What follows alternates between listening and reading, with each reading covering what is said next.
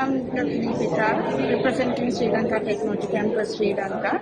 I'm the lead of the group at SLTC, and I'm currently working as the head of quality assurance of my institution and a senior lecturer.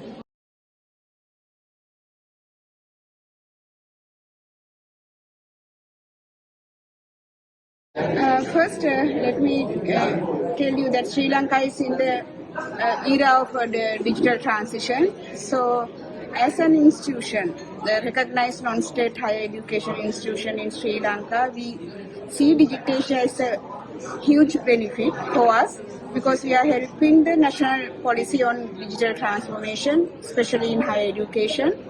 So this enable our staff to gain knowledge in education 5 and digital pedagogical skills, and of course students to train them for future ready education. As an institution, so as I mentioned you, so we are helping our national policy on digital transition, especially in higher education. We will be one of the 2 institutions leading digital transformation in higher education in Sri Lanka.